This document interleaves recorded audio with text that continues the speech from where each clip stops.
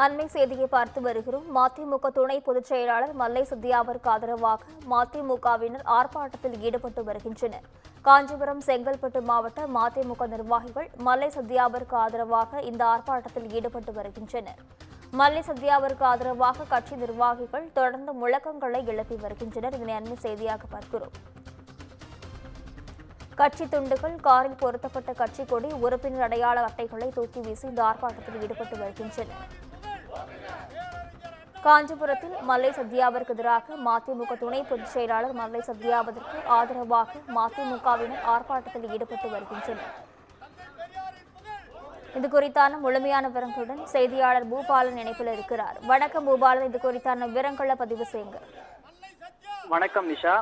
மதிமுகவின் பொதுச் செயலாளர் வைகோ அண்மையில் அக்கட்சியின் அடுத்த முக்கிய பொறுப்பில் இருக்கக்கூடிய துரோகி என கடுமையாக பேசியிருந்தது அக்கட்சியினரிடையும் மல்லை சத்யாவின் ஆதரவாளர்களுக்கும் இடையே பெரும் அதிர்ச்சியை ஏற்படுத்தியிருந்தது.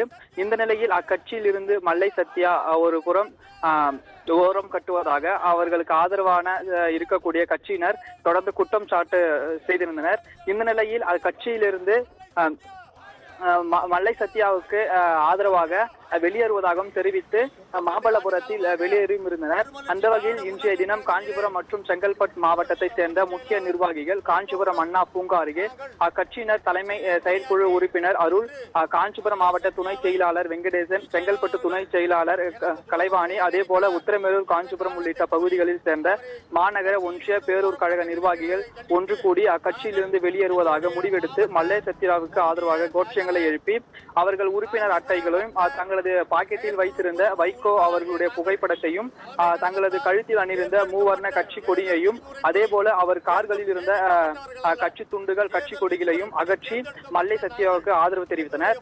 ஏற்கனவே கடந்த சில வருடம் துரைவோக்கோவின் சர்ச்சையின் பேச்சியால் அக்கட்சிக்கு இடையே பெரும் சலசலப்பை ஏற்படுத்திய இருந்த நிலையில் தற்போது மல்லை சத்யாவுக்கு ஆதரவாக அக்கட்சியினர் வெளியேறிய சம்பவம் அக்கட்சியினரையே அதிர்ச்சியையும் பேசும் பொருளாகவும் இருந்து வருகிறது.